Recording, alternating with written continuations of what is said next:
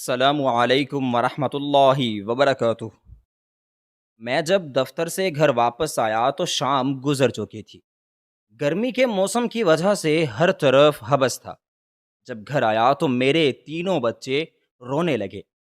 پاپا باہر لے کر چلیں، کتنا وقت گزر گیا ہے، آپ ہمیں کسی پارک میں لے کر نہیں گئے۔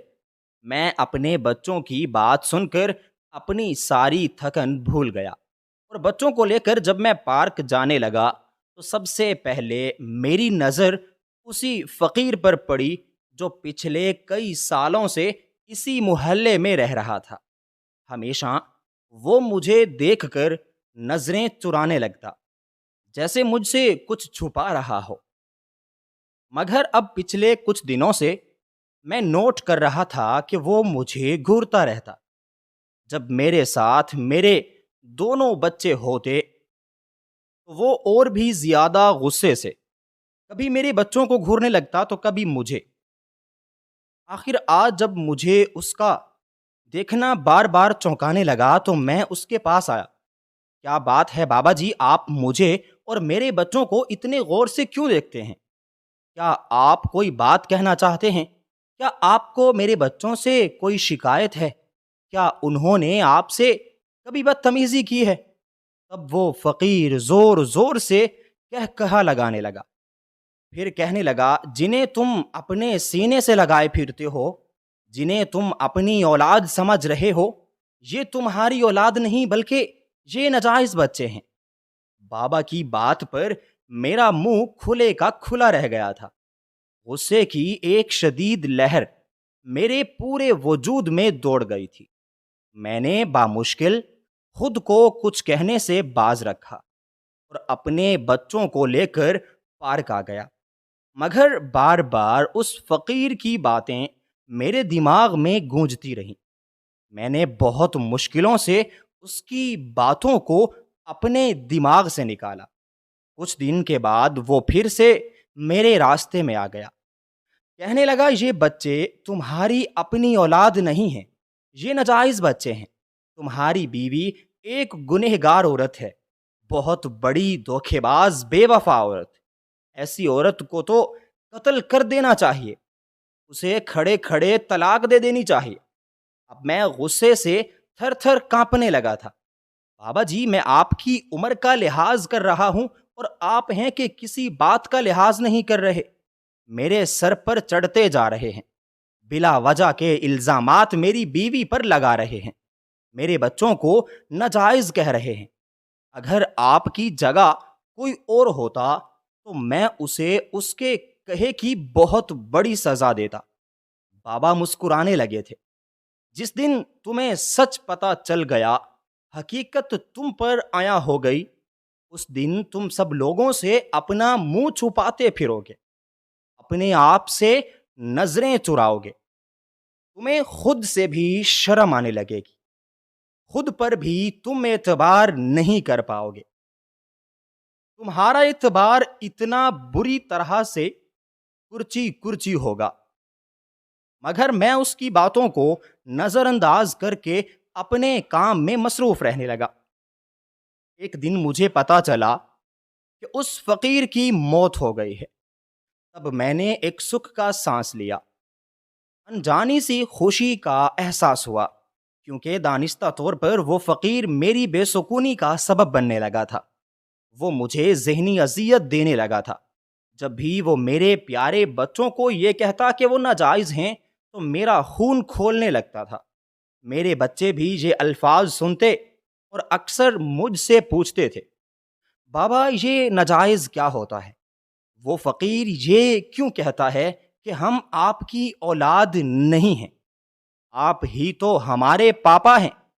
یہ بات وہ جب میری بیوی کے سامنے کرتے تو اس کے چہرے کا رنگ بھی بدل جاتا۔ وہ کبھی بہت غصے میں نظر آنے لگتی تو کبھی اس کا چہرہ لٹھے کی مانند سفید پڑ جاتا۔ کئی بار وہ چپکے سے میرے پاس آئی، آنکھوں میں آنسو بھر کر کہنے لگی، کہیں آپ دوسروں کی باتوں میں آ کر مجھ پر شک تو نہیں کرنے لگے؟ میں نے کچھ بھی غلط نہیں کیا، میں غلط عورت نہیں ہوں، تب میں اسے خود میں سمیٹ لیتا۔ کیسی باتیں کر رہی ہو تم؟ میری بیوی ہو تم۔ میں نہیں جانتا کہ تم میری بیوی کیسی ہے۔ میں جانتا ہوں کہ تم کبھی کچھ غلط نہیں کر سکتی، غلط کرنے کے بارے میں سوچ بھی نہیں سکتی، اور مجھے کسی کی بات پر اعتبار نہیں۔ اگر ہر بندہ تمہارے بارے میں غلط بات کرتا رہے تب بھی میں کسی کی بات پر یقین نہیں کروں گا۔ یقین مجھے صرف اور صرف تمہاری بات پر ہے۔ اور وہ میری بات سن کر بہل جاتی، مگر میں محسوس کرنے لگا تھا کہ وہ بھی میرے اور فقیر کی باتوں کی وجہ سے بے چینی محسوس کرنے لگی ہے۔ اسی لیے اب مجھے فقیر کی موت کی اطلاع ملی تو میں جیسے سرخرو سا ہو گیا۔ میری بیوی کو پتہ چلا تو اس نے بھی ایک گہرا سانس لیا، جیسے اس کے کندھوں سے بھی کوئی بہت بڑا بوجھ ہٹ گیا ہو۔ میں فقیر کا جنازہ پڑھنے کے لیے قبرستان گیا۔ جب واپس آیا تو ایک لڑکے نے مجھے آواز دے کر روک لیا۔ آپ حمید سر ہیں جو سفید بنگلے میں رہتے ہیں؟ میرا سر بے اختیار ہاں میں ہل گیا۔ کہنے لگا، وہ فقیر میرے ہی گھر میں رہتے تھے، میں ہی ان کی دیکھ بھال کیا کرتا تھا، آخری وقت میں ہی ان کے پاس تھا۔ انہوں نے مجھے آپ کے لیے یہ ایک خط دیا تھا۔ یہ خط میرے پاس آپ کی امانت ہے، میں کب سے آپ کا انتظار کر رہا ہوں۔ اگر آپ یہاں نہ ہوتے تو میں خود آپ کے گھر آ کر آپ کو یہ خط دے دیتا۔ میں نے وہ خط لے لیا۔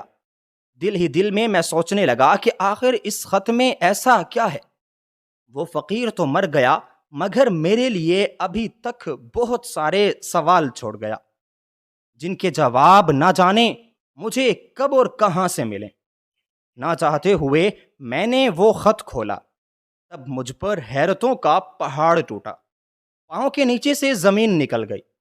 میں تو سمجھ رہا تھا کہ وہ فقیر مجھ سے اپنی غلطی کی معافی مانگے گا، اپنے گناہوں کا اعتراف کرے گا، مگر اس نے تو اس خط میں کچھ اور ہی انکشاف کیا تھا۔ میرا نام عمران ہے، میں اپنے گھر میں ہمیشہ ایک ناپسندیدہ فرد کی حیثیت سے رہا۔ اس کی وجہ یہ تھی کہ میری ماں کا میرے بچپن میں ہی انتقال ہو گیا تھا۔ ماں باپ کی محبت کی شادی تھی۔ ابو نے خاندان کی مخالفت کے باوجود امی سے شادی کی اور پھر انہیں بیاہ کر اپنی زندگی میں شامل کر لیا، مگر شادی کے 1 سال بعد میری پیدائش کے وقت کچھ ایسی پیچیدگیاں ہو گئیں کہ میں تو بچ گیا مگر امی جان چلی گئی۔ تب سے مجھے سب دادی اور پھوپھیاں منحوس کہہ کر پکارنے لگی۔ میرے ننیال میں کوئی بھی ایسا نہیں تھا جو مجھے اپنے ساتھ رکھنے پر تیار ہوتا۔ اماں کا تعلق ایک غریب خاندان سے تھا، اور وہ لوگ بھلا میری ذمہ داری کیسے اٹھا سکتے تھے؟ وہ خود 2 وقت کا کھانا بھی مشکل سے پورا کرتے۔ دادی تو پھر بھی میرے ساتھ کبھی کبھار محبت سے پیش آ جاتی، محبت سے باتیں کر لیتی، مگر پھوپھیاں تو مجھ سے اتنی نفرت کرتی جیسے ان کی ساری محرومیوں کا سبب میری ہی ذات ہو۔ ابو بھی میری ذات سے بالکل بیگانہ تھے۔ وہ اپنی من چاہی بیوی کے غم سے نہیں نکل سکے تھے۔ وہ بھی شاید مجھے ہی اپنی بیوی کی موت کا ذمہ دار ٹھہراتے تھے۔ یوں میں گھر والوں کی عدم توجہی میں پروان چڑھتا رہا۔ جب میں 5 سال کا تھا تو دادی نے ابو کی دوسری شادی کروا دی۔ پھوپھیاں بھی اپنے اپنے گھروں میں مصروف ہو گئیں، اور ابو کی دوسری شادی کے 1 سال بعد دادی بھی آنکھیں موند کر اس دنیا سے چلی گئیں۔ سوتیلی ماں کا میرے ساتھ سلوک روایتی سوتیلی ماں جیسا ہی تھا۔ دادی کی موجودگی میں تو وہ پھر بھی میرا خیال رکھتی تھی، میرے ساتھ نرمی سے بات کر لیتی تھی، مگر دادی کے بعد تو اسے کھلی چھوٹ مل گئی، اور یوں بھی میں اگر اس کے برے رویے کی شکایت کرتا تو کس سے کرتا؟ ابو تو میری ذات سے بالکل اجنبی تھے۔ سوتیلی ماں میرے بارے میں جھوٹی سچی شکایتیں ابو سے لگاتی، کہتی کہ میں ان کے ساتھ بدتمیزی کرتا ہوں، کوئی بات نہیں مانتا، کوئی کام نہیں کرتا۔ ابو میری بات سنے بغیر مجھے بری طرح سے مارنے لگتے۔ میں سوتیلی ماں سے بہت ڈرنے لگا تھا۔ جب بھی وہ کچھ کہتی تو میں اپنی پڑھائی چھوڑ کر ان کا کام کرنے لگتا، اور وہ بھی شاید یہی چاہتی تھی کہ میں پڑھائی چھوڑ دوں۔ جب بھی کتاب لے کر بیٹھتا انہیں کوئی نہ کوئی کام یاد آ جاتا، اور اگر میں انکار کرتا تو وہ ابو سے شکایت لگاتی۔ یوں میں عدم تحفظ اور عدم اعتماد کا شکار ہوتا چلا گیا۔ میری سوتیلی ماں کو بھی اللہ نے 2 بیٹے دیے تھے۔ دونوں سوتیلے بھائی بھی میرے ساتھ سوتیلوں جیسا ہی سلوک کرتے تھے۔ ابو ان دونوں سے اتنا پیار کرتے جیسے وہ سگے ہوں، مگر میں ہمیشہ نظر انداز ہی ہوتا رہا۔ جب میری پڑھائی میں بھی گراوٹ آتی گئی اور میں کوئی نمایاں کامیابی حاصل نہ کر سکا تو ابو میری ذات سے بالکل مایوس ہو گئے۔ کہنے لگے مجھے لگا تھا کہ شاید یہ پڑھ لکھ کر کسی قابل بن جائے گا، مگر یہ نالائق تو پڑھائی میں بھی بہت کمزور ہے۔ میرے دونوں چھوٹے بھائی پڑھائی میں بہت اچھے تھے، ہمیشہ کلاس میں پہلی پوزیشن لیتے۔ ابو نے تنگ آ کر مجھے بازار میں ایک دکان کھول کر دے دی۔ اب میں سارا دن اس دکان پر رہتا، رات کو گھر جا کر سارا حساب کتاب ابو کو دیتا، پھر اپنے کمرے میں جا کر سو جاتا۔ صبح ناشتہ کر کے دوبارہ دکان پر چلا جاتا۔ اب میری سوتیلی ماں سے بات نہ ہونے کے برابر تھی۔ ویسے بھی اب گھر کے حالات بہتر ہو چکے تھے، ابو کا کاروبار بھی پھیل رہا تھا، گھر میں کام کے لیے ملازمین بھی موجود تھے۔ مجھے کبھی بھی سوتیلی ماں سے کسی کام کے لیے مخاطب ہونے کی ضرورت نہ پڑتی۔ ایک دن ابو نے کہا کہ وہ میری شادی کروانا چاہتے ہیں، مجھے ذمہ داریوں میں ڈالنا چاہتے ہیں تاکہ مجھ میں احساس پیدا ہو اور میں اپنے فرائض کو سمجھ سکوں۔ میں حیرت سے ابو کی طرف دیکھنے لگا کہ میں نے کب اپنے فرائض سے روگردانی کی ہے۔ جو کام بھی سوتیلی ماں نے کہا میں نے وہ سر جھکا کے کیا۔ ہمیشہ میں نے ابو کا خیال رکھا، مگر پھر بھی وہ مجھ سے خوش نہیں تھے۔ اب میں 30 سال کا ہو چکا تھا، میرے چھوٹے بھائی بھی اپنے اپنے کاموں میں لگ چکے تھے۔ ایک بھائی سرکاری آفیسر بن چکا تھا اور دوسرا ابو کے ساتھ کاروبار کرنے لگا تھا۔ میں بھی اپنی دکان کو بڑھا کر ایک پلازے میں تبدیل کر چکا تھا۔ یوں زندگی میں چین ہی چین تھا۔ شادی بھی ابو نے اپنی پسند کی لڑکی سے کروائی۔ سوتیلی ماں کو میری بیوی پر بہت اعتراض تھا۔ وہ نہیں چاہتی تھی کہ میری شادی کسی پڑھی لکھی لڑکی سے ہو۔ میرے اندر بھی احساس کمتری تھا۔ میں نہیں چاہتا تھا کہ میری شادی کسی تعلیم یافتہ لڑکی سے ہو، مگر ابو کے سامنے انکار کر کے خود کو برا نہیں بنانا چاہتا تھا۔ جب میری شادی ہوئی اور میں نے اپنی بیوی کو دیکھا تو احساس ہوا کہ میں بلا وجہ غلط فہمی کا شکار تھا۔ وہ تو بالکل ویسی نہیں تھی جیسی میں نے اسے سمجھا تھا۔ وہ بہت سلجھی ہوئی، سلیقہ شعار لڑکی تھی، گھریلو کاموں میں طاق، تعلیم یافتہ ہونے کے باوجود غرور سے پاک، اور اس نے کبھی مجھے یہ احساس نہیں دلایا کہ میں اس کے مقابلے میں کم پڑھا لکھا ہوں۔ مگر میری سوتیلی ماں کو وہ بالکل پسند نہیں تھی۔ وہ ہر وقت اس کی ذات میں کیڑے نکالتی رہتی۔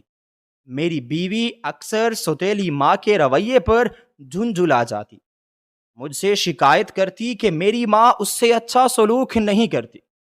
یہ بات تو میں بھی جانتا تھا، مگر کیا کر سکتا تھا میں؟ اس لیے اسے ہمیشہ صبر کی تلقین کرتا۔ اب میری شادی کو 2 سال گزر چکے تھے۔ سوتیلی ماں اٹھتے بیٹھتے اسی بات کا تقاضا کرتی کہ ابھی تک ہمارے ہاں اولاد کیوں نہیں ہوئی۔ وہ یہ بات جاننا چاہتی تھی کہ آخر ہم دونوں میں کمی کس میں ہے۔ کہتی کہ اگر تمہاری بیوی میں کمی ہے تو اسے طلاق دے کر گھر سے نکال باہر کرو، میں تمہاری دوسری شادی کروا دوں گی۔ تمہارا بھی حق بنتا ہے کہ تم بھی اپنی اولاد کی خوشیاں دیکھو۔ وہ اتنی محبت سے یہ بات کہتی کہ میں ان کے منہ کی طرف دیکھتا رہتا اور سوچنے لگتا کہ آخر انہیں میری خوشیوں کی پرواہ کب سے ہونے لگی۔ اب میرے دونوں چھوٹے بھائیوں کی بھی شادی ہو گئی تھی۔ ان کی شادی سوتیلی ماں نے اپنے مائکے سے ہی کی تھی۔ یہی وجہ تھی کہ ان کا چھوٹی بہوؤں کے ساتھ رویہ بھی بہت اچھا تھا، مگر میری بیوی کے ساتھ برا تھا۔ اب لگ بھگ 5 سال کا عرصہ بیت چکا تھا۔ میرے دونوں بھائیوں کے 2 بچے پیدا ہو گئے تھے، مگر ہم ابھی تک اولاد کی خوشی سے محروم تھے۔ میری بیوی بہت اداس رہتی تھی، ہر وقت روتی رہتی، پریشان رہتی۔ اوپر سے اپنی دیورانیوں اور ساس کے تانوں سے بھی وہ بہت دل برداشتہ رہنے لگی تھی۔ ایسا کوئی ڈاکٹر نہیں تھا جہاں پر وہ علاج کروانے کے لیے نہیں گئی۔ ایک دن مجھے کہنے لگی کہ میرا کزن امریکہ سے ڈاکٹر بن کر آ رہا ہے، وہ بہت لائق ہے، ہم دونوں ایک بار اس کے پاس جا کر ٹیسٹ کرواتے ہیں۔ مجھے یقین ہے کہ وہ کوئی نہ کوئی حل نکالے گا۔ اور پھر میں اس کے کہنے پر اس کے کزن کے پاس ٹیسٹ کروانے کے لیے چلا گیا تھا۔ ہم دونوں ایک ساتھ ہی اس کے پاس گئے تھے۔ اس نے کافی امید دلائی تھی کہ جلد ہی آپ لوگوں کو خوشخبری مل جائے گی۔ اب میری بیوی اکثر ہی اس کے پاس دوا لینے کے لیے آنے جانے لگی۔ کبھی میں اسے خود ہی لے کر جاتا اور کبھی وہ اکیلی ہی چلی جاتی۔ میں اپنی مصروفیات میں مگن ہو کر اسے لے جانا بھول جاتا تھا۔ 3 مہینے کا عرصہ گزرا تھا جب ایک دن اس نے مجھے شرماتے ہوئے اطلاع دی کہ وہ ماں بننے والی ہے۔ اب تو میری بھی خوشی سے پاؤں زمین پر نہیں ٹک رہے تھے۔ میں سوچ نہیں سکتا تھا کہ قدرت یوں بھی مجھ پر مہربان ہو سکتی ہے۔ اب میں اپنی انگلیوں پر دنوں کو گننے لگا، کب میں اپنے بچوں کو اپنے ہاتھ میں اٹھاؤں گا، کب میں ان کی کلکاریاں سنوں گا، کب ان کے ساتھ کھیلوں گا۔ اس دن کا میں تو شدت کے ساتھ انتظار کرنے لگا تھا، اور پھر عمر بھر کی دعاؤں کے بعد وہ دن بھی آن پہنچا جب اللہ نے مجھے 2 جڑواں بیٹوں کی نعمت کے ساتھ نواز دیا۔ اس دن میری اور میری بیوی کی خوشیوں کا کوئی ٹھکانہ نہ تھا۔ اس دن میں نے دیکھا کہ میری ماں اور دونوں بھابھیوں کے چہرے غصے کے ساتھ پھولے ہوئے تھے، کیونکہ ان دونوں کی بیٹیاں تھیں اور اللہ نے مجھے بیٹوں کی نعمت سے نوازا تھا۔ اب جب میرے بیٹے 1 سال کے ہوئے تو اللہ نے پھر مجھ پر کرم کر دیا، اور اللہ نے دوسری بار بھی مجھے بیٹے کی نعمت سے نوازا تھا۔ انہی دنوں ابا نے وراثت میں سے سب کو حصہ دے دیا۔ کہنے لگے کہ مجھے اپنی زندگی کا کوئی اعتبار نہیں ہے، میں چاہتا ہوں کہ اپنی زندگی میں ہی سب کو ان کے حصے کی جگہ دے دوں، اور پھر جائیداد کی تقسیم کے بعد سب الگ ہو کر رہنے لگے۔ میں نے ابو سے کہا کہ آپ میرے ساتھ رہیں، مگر کہنے لگے کہ میں اپنے دونوں چھوٹے بیٹوں کے ساتھ رہوں گا۔ وہ دونوں بھائی ایک ہی گھر میں رہیں گے، اور تم چاہو تو اپنا گھر الگ بنا سکتے ہو۔ اور یوں میں نے اپنی بیوی کے کہنے پر اپنا گھر الگ بنا لیا تھا۔ ابو کو بھی کہتا رہا کہ میرے ساتھ رہیں، مگر وہ نہیں مانے۔ میں اکثر ابو سے ملنے کے لیے جاتا، ان کی ضرورت کے بارے میں سوال کرتا اور جہاں تک ممکن ہو سکتا ان کی خدمت کرنے کی کوشش کرتا۔ ایک دن ان کی مجھے کال آئی، وہ بہت رو رہے تھے۔ کہنے لگے، بیٹا یہاں آ کر مجھے لے جاؤ، میں بہت اکیلا ہوں، میں بہت پریشان ہوں، پتہ نہیں ابو کا کیا ہوا ہے۔ انہیں لے کر گھر آیا تو تب انہوں نے انکشاف کیا کہ دونوں سوتیلے بھائیوں اور سوتیلی ماں کا رویہ ان کے ساتھ بہت خراب ہے۔ وہ نہ تو ان کی بات مانتے ہیں اور نہ ہی ان کی کوئی ضرورت پوری کرتے ہیں۔ سارا پیسہ اور جائیداد انہوں نے ابو سے لے لیا تھا، مگر اب وہ انہیں عزت اور رتبہ دینے پر تیار نہیں تھے جس کے ابو حقدار تھے۔ ساری زندگی وہ ابو کے ساتھ منافقانہ رویہ اختیار کیے رہے۔ ابو سمجھتے رہے کہ وہ ان سے بہت محبت کرتے ہیں، مگر وہ تو اپنے ننیال والوں کے سگے تھے۔ اپنی ماما کے کہنے پر ساری زندگی چلتے رہے۔ اب اس عمر میں جا کر ابو کو اپنی ساری غلطیوں کا احساس ہوا۔ کہنے لگے کہ وہ عورت نہیں بلکہ زہریلی ناگن تھی جسے میں نے اپنے گھر میں رکھا۔ وہ تمہارے ساتھ اتنا برا رویہ رکھتی تھی، مگر میں نے اسے کبھی برا بھلا نہیں کہا، کبھی ڈانٹا تک نہیں، کبھی یہ تک نہیں پوچھا کہ وہ تمہارے ساتھ کیسا سلوک کرتی ہے۔ یہ میری غلطی ہے بیٹا، اور مجھے اپنی غلطی کی سزا ملنی چاہیے۔ ابو بہت اداس تھے اور میں انہیں اداس دیکھ کر دکھی ہو رہا تھا۔ کچھ ہی دن ابو مزید زندہ رہے۔ یہ ان کی زندگی ہی اتنی کم تھی یا شاید اپنی اولاد اور بیوی کے غم نے انہیں وقت سے پہلے موت کے منہ میں دھکیل دیا تھا۔ ہمیں روتا بلکتا چھوڑ کر وہ چلے گئے۔ اس کے بعد میں نے کبھی اپنے سوتیلے بھائیوں اور سوتیلی ماں سے ملنے کی کوشش نہیں کی، اور نہ ہی وہ لوگ مجھے پسند کرتے تھے۔ اب ہم اپنی اپنی زندگی میں مصروف تر مصروف ہوتے چلے گئے۔ میں اپنے کاروبار بڑھانے میں مصروف رہا، اپنے بچوں کو اچھا پڑھانے کھلانے اور ان کی اچھی تربیت کرنے میں۔ جو چیز مجھے نہیں ملی تھی میں چاہتا تھا کہ اپنے بچوں کو دوں۔ میں خود بچپن میں محبت سے محروم رہا تو اپنے بچوں کو ان چیزوں سے محروم نہیں کرنا چاہتا تھا۔ میری بیوی بہت پڑھی لکھی اور سلجھی ہوئی تھی۔ جتنی اچھی تربیت ایک پڑھی لکھی ماں اپنی اولاد کی کر سکتی ہے اتنا کوئی اور نہیں کر سکتا۔ میری زندگی سکون سے گزر رہی تھی، کہیں کوئی کمی نہیں تھی۔ میرے اپنے سگے خون کے رشتہ دار تو مجھ سے دور تھے، مگر میری بیوی کے مائکے والے مجھے وہی مان وہی محبت دیتے تھے جو میری بیوی کو دیتے تھے۔ میری بیوی کا وہ کزن جس نے ہمارا علاج کیا تھا، جس سے ہم نے اولاد کے لیے دعا لی تھی، وہ اکثر ہمارے گھر آتا تھا اور میرے ساتھ بھی بہت اچھے طریقے سے بات کرتا تھا۔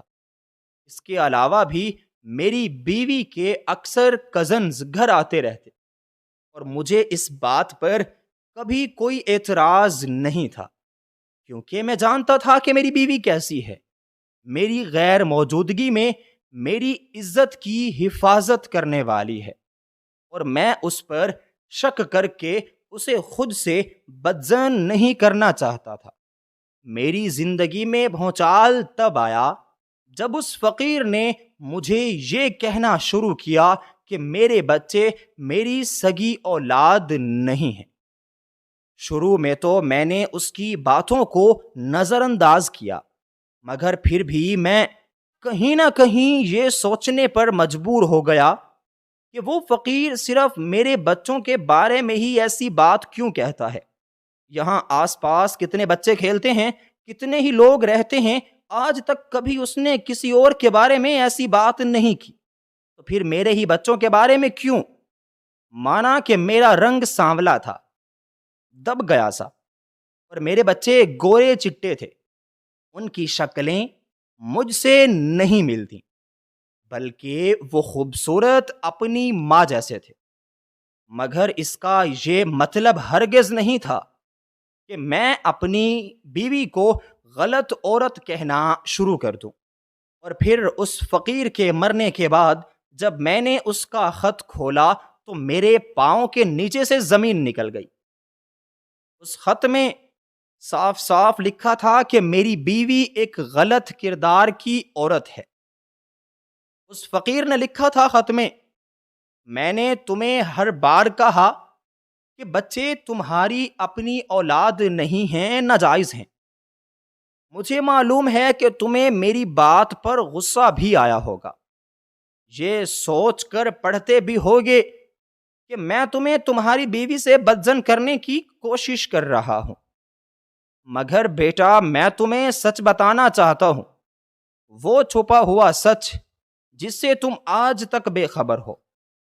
تم نہیں جانتے کہ تمہاری بیوی نے تمہاری پیٹھ پیچھے کون سا کھیل کھیلا ہے۔ تمہاری بیوی تمہارے ساتھ مخلص نہیں ہے، تمہارے ساتھ وفادار نہیں ہے، بلکہ وہ ایک بے وفا عورت ہے، اور اس بات کا ثبوت میں تمہیں دے سکتا ہوں۔ اگر تمہیں میری بات پر یقین نہ ہو تو تم اپنے بچوں کا DNA ٹیسٹ ہی کرواؤ، تب ساری بات تم پر کلیئر ہو جائے گی، دودھ کا دودھ اور پانی کا پانی ہو جائے گا، سب کچھ بالکل صاف صاف تمہارے سامنے آ جائے گا، پھر شک و شبے کی کوئی گنجائش باقی نہیں رہے گی۔ اور اب بات کرتا ہوں کہ مجھے یہ سب کچھ کس سے معلوم ہوا اور کیسے معلوم ہوا۔ میں تمہیں یہ سب کچھ آخر کس بنا پر کہہ رہا ہوں؟ یہ سب شروع ہوتا ہے اس دن سے جب تمہاری ماں اور بھابھیوں نے تمہاری بیوی کو تانے دے دے کر تنگ کیا ہوا، اسے بار بار رلاتی تھی۔ تم جانتے ہو کہ میں کئی سالوں سے اسی محلے میں رہ رہا ہوں۔ جب میں کھانا لینے آتا تو تمہاری بیوی مجھے تازہ کھانا بنا کر دیتی اور روتے ہوئے کہتی، بابا جی دعا کریں اللہ مجھے جلدی اولاد کی نعمت سے نواز دے، میں بھی ماں بننا چاہتی ہوں۔ لوگوں کے تانے اور باتیں سن سن کر تنگ آ چکی ہوں، میں بھی ممتا کے احساس سے روشناس ہونا چاہتی ہوں۔ میں تب دل سے اس کے لیے دعا کرتا تھا۔ وہ مظلوم تھی اور خدا تو مظلوموں کی سنتا ہے، وہ ان کے دل کے قریب ہوتا ہے۔ میں روزانہ ہی وہاں آتا، تمہاری بیوی مجھے کھانا دیتی اور میں اسے دعائیں اور تسلیاں دیتا۔ کئی بار میں نے خود تمہاری ماں اور تمہاری بھابھیوں کو تمہاری بیوی کو مارتے ہوئے اور اسے اذیت دیتے دیکھا۔ وہ اس پر تنقید کرتی، ہنستی، بانجھ ہونے کے تانے دیتی، اور جب اس کا کزن امریکہ سے پڑھ کر واپس پلٹ کے آیا تو اس دن تمہاری بیوی بہت خوش تھی۔ خوشی سے مجھے کہنے لگی اب میں اپنے کزن سے اپنا علاج کرواؤں گی۔ اس نے مجھے بہت امید دلائی ہے کہ میں جلد ہی ماں بن جاؤں گی۔ مجھے پورا یقین ہے، آپ میرے لیے دعا کیجئے گا۔ میں نے اس کی بات سن کر دل سے دعا دی اور خوش ہوا کہ چلو اللہ اسے بھی نعمت سے نوازے گا، اسے لوگوں کے تانے اور طنز سے نجات مل جائے گی۔ اکثر وہ کبھی تمہارے ساتھ کبھی اکیلے اس ڈاکٹر کے پاس جاتی رہی، اور ایک دن کی بات ہے، میں روڈ کراس کر رہا تھا کہ ایک طرف سے موٹر بائیک آ گئی، اس نے مجھے زور سے ٹکر ماری اور بھاگ گیا۔ مجھے بہت زیادہ چوٹیں آئی تھیں۔ اسی وقت تمہاری بیوی وہاں پہنچی، اس نے مجھے رکشے میں بٹھایا اور اپنے ڈاکٹر کزن کے پاس لے گئی۔ وہ آدمی بہت اچھا تھا، دوسروں کا خیال رکھنے والا۔ اس نے میری مرہم پٹی کی، مجھے ایک جگہ پر لٹایا اور تمہاری بیوی سے سرگوشیوں میں باتیں کرنے لگا۔ کیا ارادہ ہے؟ کیا ابھی تک کوئی خبر ملی ہے یا نہیں؟ میں ان کی باتیں سن سن کر چونک گیا۔ باتیں تو بظاہر نارمل تھیں مگر انداز چونکا دینے والا تھا۔ تمہاری بیوی نے نفی میں سر ہلایا تو وہ اسے لے کر ایک کمرے میں چلا گیا۔ میں اپنے تجسس پر قابو نہ رکھ سکا۔ میں جانتا ہوں کہ کسی کی جاسوسی کرنا اور اس کے بارے میں غلط سوچنا غلط بات ہے، مگر دل بار بار یہی کہہ رہا تھا کہ جا کر دیکھو وہ اندر کیا کر رہے ہیں۔ جب میں نے دروازے کی جھری سے جھانکا تو میرے پاؤں تلے سے زمین نکل گئی۔ وہ دونوں گناہ کا کھیل کھیلنے میں مصروف تھے۔ میں اپنی جگہ آ کر بیٹھ گیا۔ مجھے یقین نہیں آ رہا تھا کہ تمہاری بیوی جو مظلوم اور نیک عورت لگتی تھی ایسا بھی کر سکتی تھی۔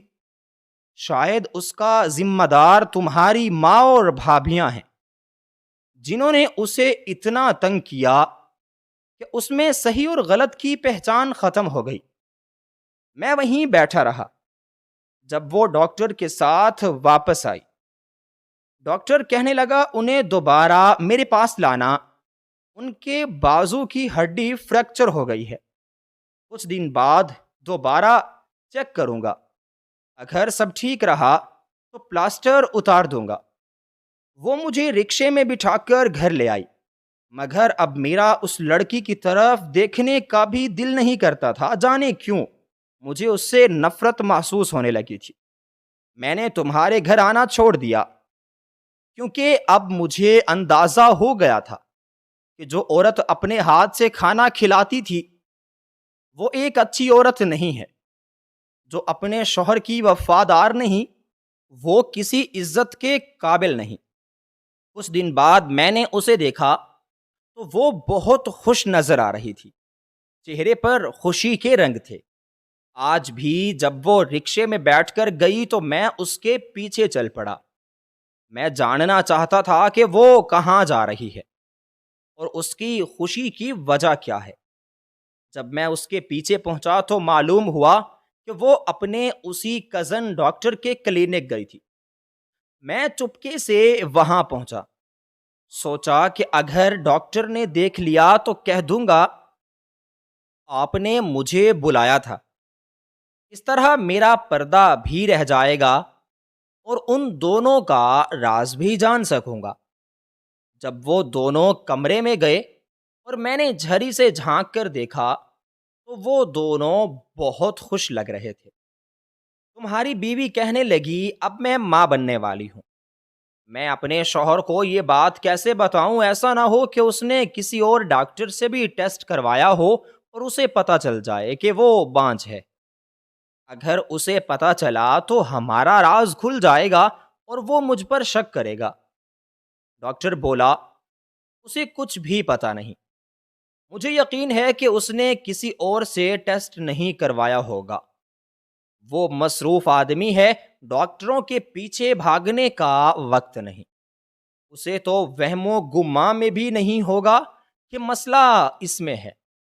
تم کسی بھی بات کی فکر نہ کرو، بس یہ بتاؤ کہ دوبارہ مجھ سے کب ملو گی۔ اب وہ ڈاکٹر اپنے مطلب پر آ گیا تھا۔ اس سے آگے دیکھنا میرے لیے ممکن نہیں تھا۔ تمہارا چہرہ آنکھوں کے سامنے گھومنے لگا۔ مجھے تم پر ترس آ رہا تھا، کیونکہ جس اولاد کو تم اپنی سمجھ کر چاہو گے وہ تمہاری نہیں بلکہ کسی اور کی ہوگی۔ جس کے لیے تم اپنا خون پسینہ بہاؤ گے وہ تمہاری نہیں۔ اب میں نے تمہارے گھر کے آس پاس آنا جانا بھی چھوڑ دیا اور تمہاری بیوی سے بات کرنا بھی۔ جب کبھی راستے میں اس کی نظر مجھ پر پڑتی تو وہ مجھ سے پوچھتی کہ آپ ہمارے گھر کیوں نہیں آتے؟ اور پھر ایک دن جب میں نے اسے یہ بات بتائی تو اس کا منہ حیرت سے کھلا کا کھلا رہ گیا۔ پھر وہ رونے لگی، میرے سامنے ہاتھ جوڑنے لگی کہ یہ بات میں کسی کو بھی نہ بتاؤں، تمہیں بھی نہ بتاؤں، اس کا راز میں رہنے دوں۔ میں نے کئی سال تک اس راز کو راز ہی میں رکھا، مگر اب مجھ سے برداشت نہیں ہوتا جب میں تمہیں ان ناجائز بچوں کے لاڈ اٹھاتے دیکھتا ہوں تو مجھے تکلیف ہوتی ہے۔ میں سوچتا ہوں کہ تمہیں سب کچھ بتا دوں، تم حقیقت کو جان لو، اس کے بعد جو بھی تم فیصلہ کرو گے وہ تمہاری اپنی مرضی پر منحصر کرتا ہے۔ میرا کام تو تمہیں حقیقت سے آگاہ کرنا تھا، تو میں نے تمہیں حقیقت سے آگاہ کر دیا۔ خط پڑھ کر میں نے اس کے پرزے پرزے کر کے ہوا میں اڑا دیے تھے۔ میں بہت زیادہ رو رہا تھا۔ آج میں زندگی میں پہلی بار پھوٹ پھوٹ کر رو رہا تھا۔ میرا یقین، اعتبار، مان بڑی ٹہنی کی طرح ٹوٹا تھا۔ میری بیوی نے میرے ساتھ کیا کیا؟ اتنا بڑا دھوکا، اتنی بے وفائی۔ میرے ساتھ نکاح میں رہ کر کسی اور مرد کے ساتھ اس نے تعلقات بنائے، اس کے بچے پیدا کیے اور انہیں باپ کا نام دیا۔ میرا اور میں اتنا بے خبر، اتنا بے وقوف، ایک عورت کے ہاتھوں بے وقوف بن گیا۔ اس نے مجھے کہا اور میں نے مان لیا۔ میں نے کیوں اپنے ٹیسٹ نہیں کروائے؟ کیوں مجھے کبھی یہ گمان نہیں گزرا کہ میں باپ ہی نہیں بن سکتا؟ یہ تو تصویر کا ایک رخ تھا۔ تصویر کا دوسرا رخ کیا تھا یہ تو میری بیوی ہی بتا سکتی تھی۔ مگر گنہگار تو کبھی بھی خود کو گنہگار نہیں کہتا، چور کبھی بھی اپنی چوری کا اقرار نہیں کرتا، تو میری بیوی کیوں اپنے گنہ کا اقرار کرے گی؟ مگر میں ایک بار اس سے بات کرنا تو چاہتا تھا۔ گھر آیا تو میرے بچے کھیلتے کودتے ہوئے میرے ساتھ آ کر لپٹ گئے۔ آج سے پہلے یہ منظر مجھے بہت خوبصورت لگتا تھا، بہت بھرپور۔ جب میرے بچے مجھ سے آ کر لپٹ جاتے تو میں خود کو خوش نصیب ترین انسان سمجھتا، لگتا کہ میری باہوں میں دنیا جہان کی دولت ہے۔ مگر آج میرا دل چاہ رہا تھا کہ ان بچوں کو دور پھینک دوں، انہیں دھتکار دوں، ان سے نفرت کروں۔ میں بیزار سا وہاں سے اٹھ کر اندر آ گیا۔ بچے بھی مجھے حیرت سے دیکھنے لگے۔ پاپا، کیا ہوا ہے آپ کو؟ آپ کی طبیعت ٹھیک ہے؟ اچھا، اگر آپ کی طبیعت خراب ہے نا تو آپ ڈاکٹر سے جا کر دوائی لے لیں، وہ ڈرائنگ روم میں بیٹھے ہیں، آپ ان سے جا کر دوائی لے لیں، آپ ٹھیک ہو جائیں گے، اور پھر آپ ہمارے ساتھ آ کر کھیلنا۔ آپ کو ویسے دیکھ کر اچھا نہیں لگ رہا۔ بچوں کی بات سن کر میرے کان کھڑے ہو گئے۔ آج سے پہلے بھی کتنی بار وہ ڈاکٹر میرے گھر آ چکا تھا، تو کیا میرے گھر میں میری ناک کے نیچے یہ کھیل کھیلا جا رہا تھا؟ میری غیر موجودگی میں میری بیوی میرے ہی گھر میں کسی اور مرد کو میری امانت سونپ رہی تھی، اور میں اس بات سے بے خبر تھا۔ آج نہیں، اب میں مزید بے خبر نہیں رہوں گا۔ آج میں اپنی بیوی کو رنگے ہاتھوں پکڑوں گا، اسے جان سے مار دوں گا، آج ہی اسے طلاق دے دوں گا۔ بس ایک بار میں اسے رنگے ہاتھوں پکڑ لوں۔ میں کانپتے قدموں سے ڈرائنگ روم کی طرف آ رہا تھا۔ میرے لیے ایک ایک قدم اٹھانا محال ہو رہا تھا۔ اپنی بیوی سے میں نے بہت محبت کی تھی، اسے دنیا کی سب سے الگ اور نیک عورت سمجھا تھا۔ مگر اب جب میرے خواب ٹوٹ کر آنکھوں میں کرچیوں کی طرح چبھنے لگے تو مجھے احساس ہوا کہ میں نے ایک غلط عورت سے محبت کی ہے، ایک دوغلی عورت کو اتنی عزت اور مان سونپا۔ جب میں ڈرائنگ روم میں آیا اور ان دونوں کی باتیں سننے لگا، میری بیوی کہہ رہی تھی، وجدان، جو کچھ بھی میں نے کیا وہ سب کچھ میں نے مجبوری کے عالم میں کیا۔ میں نے تمہارے ساتھ جو بھی فعل کیا وہ صرف اپنے شوہر کی عزت بچانے کے لیے، اس کی ساکھ کو خراب ہونے سے بچانے کے لیے کیا، اپنی اور اس کی زندگی کو مکمل کرنے کے لیے کیا، کیونکہ میں اپنے شوہر سے بہت محبت کرتی ہوں۔ میں چاہتی تھی کہ ہماری زندگی اولاد سے مکمل ہو جائے۔ میری ساس اور دیورانیوں کو جب یہ بات معلوم تھی کہ میرے شوہر میں کمی ہے تو وہ مجھے تانے دیتی تھی۔ میں یہ چاہتی تھی کہ یہ بات میرے شوہر کو نہ پتہ چلے۔ اگر انہیں یہ بات پتہ چلتی تو وہ سر اٹھانے کے بھی قابل نہ رہتے۔ وہ خود کو باقیوں سے کمتر سمجھتے، اور یہ بات میں کیسے برداشت کر سکتی تھی کہ میرے شوہر کا سر نیچا ہو۔ اسی لیے تو میں نے یہ کام کیا۔ مگر سائقہ، میں تم سے بہت پیار کرتا ہوں۔ میں تمہارے ساتھ شادی کرنا چاہتا تھا، اور اگر میں تمہارے ساتھ شادی نہیں کر سکا تو تم اب اپنے شوہر کو چھوڑ دو، تم میرے ساتھ شادی کر لو۔ اگر شادی نہیں بھی کرنا چاہتی تو سب ایسے ہی چلنے دو، کسی کو کچھ بھی پتہ نہیں چلے گا۔ ڈاکٹر کی یہ بات سن کر میرے دماغ کی رگ رگ میں آگ لگ گئی تھی۔ مجھے شدید غصہ آیا تھا۔ اب میں اپنی بیوی کے جواب کا منتظر تھا۔ وہ کہنے لگی، ایسا نہیں ہو سکتا، میں اپنے شوہر کو دھوکہ نہیں دے سکتی، جو ہونا تھا ہو گیا وجدان، اسے بھول جاؤ۔ ہماری زندگی میں وہ لمحات کبھی بھی نہیں آ سکتے، وہ لمحات صرف مجبوری تھے۔ میں ممتا کے جذبے سے مجبور ہو کر تمہارے ہاتھوں کھلونا بنی تھی۔ اب ہمارے درمیان یہ سب کچھ نہیں ہو سکتا۔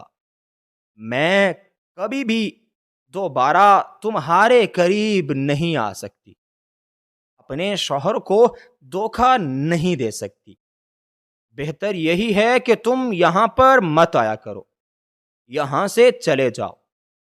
میں یہ نہیں چاہتی کہ میرے شوہر کو کچھ بھی ہو جائے، وہ کچھ بھی غلط سمجھے۔ اب وجدان کا کیا بے ساختہ جواب تھا۔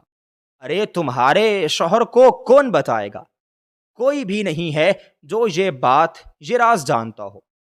وہ جو فقیر تھا، جو تمہیں دھمکیاں دیتا تھا، اب وہ بھی تو مر چکا ہے۔ تو یہ بات کون بتائے گا تمہارے شوہر کو؟ جو بھی ہے وجدان، تم یہاں سے چلے جاؤ۔ اگر تم نے مجھے تنگ کیا تو مجبور ہو کر میں خود ہی اپنے شوہر کو بتا دوں گی، اور پھر جو وہ مجھے سزا دے گا مجھے منظور ہوگی۔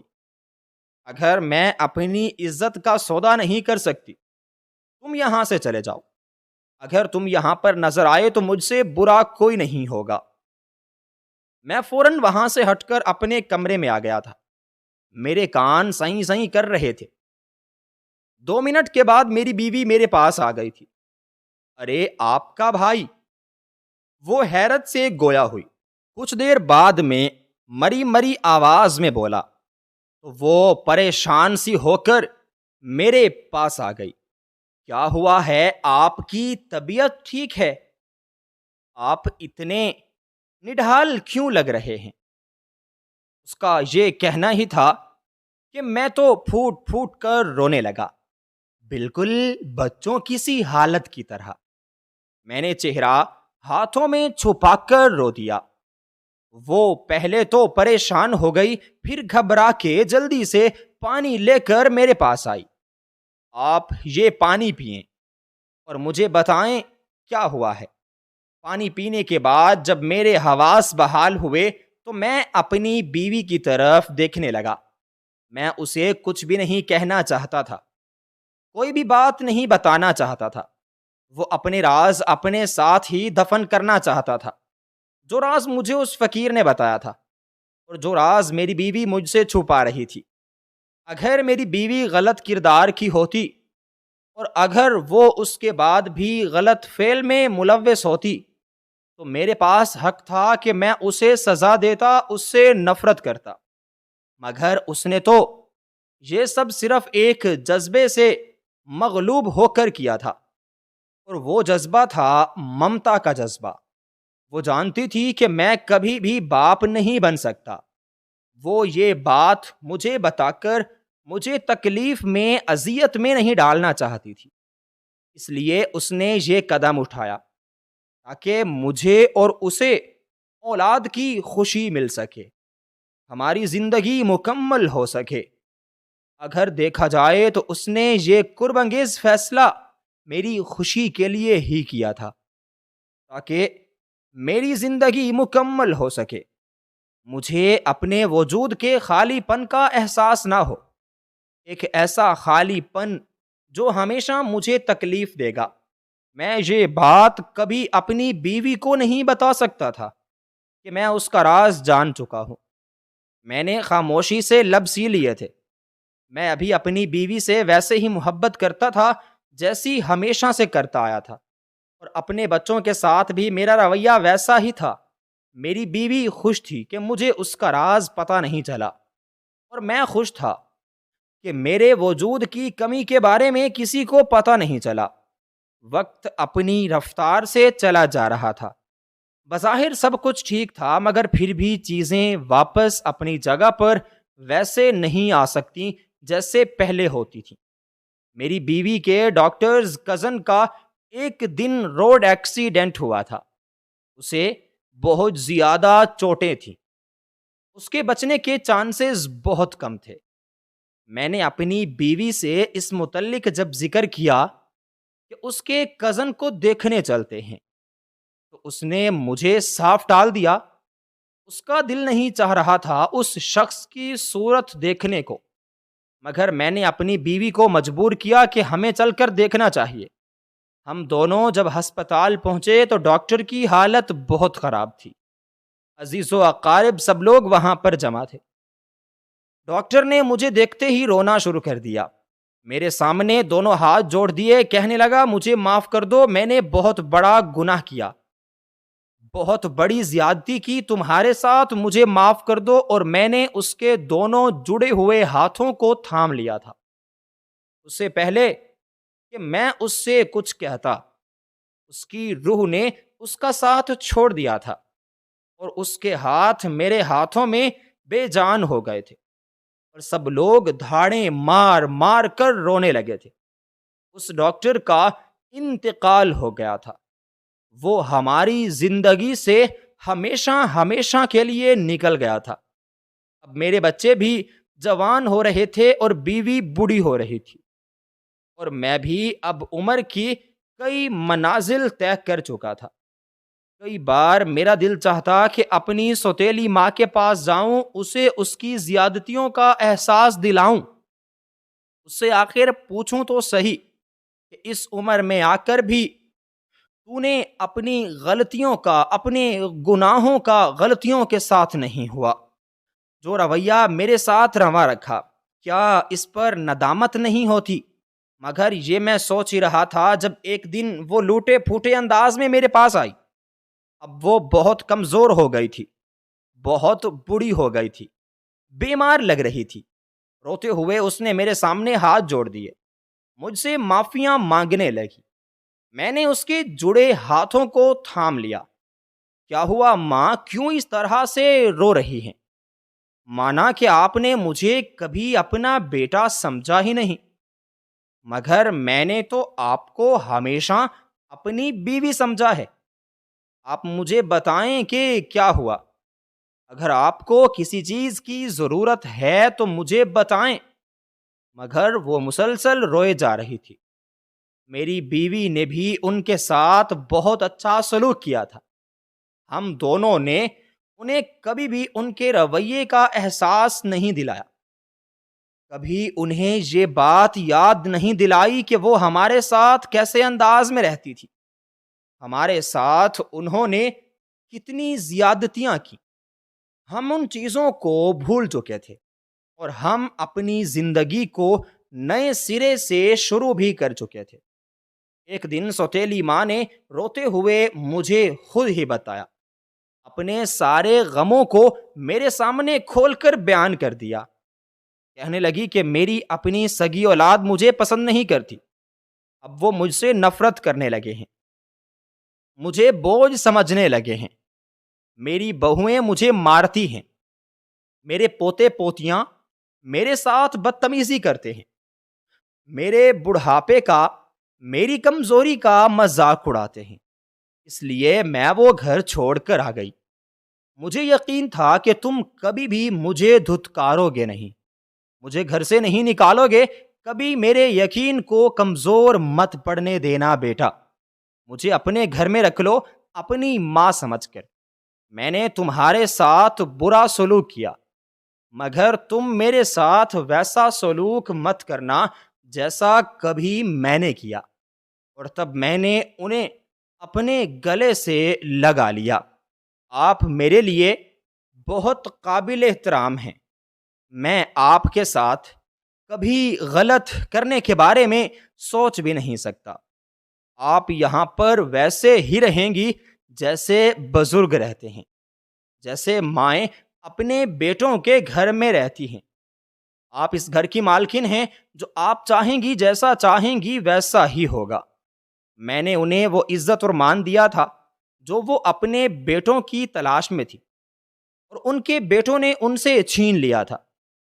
میرا یہ کہنا ہی تھا کہ انہوں نے مجھے خود میں بھینچ لیا. پھر وہ پھوٹ پھوٹ کر رونے لگی. ان کے آنسو ندامت کے اور شکرانے کے آنسو تھے جو میرے کندھوں کو بھگو رہے تھے. ان کے آنسو پہنچتے پہنچتے ایک بار میں بھی بے بسی سے رو پڑا تھا.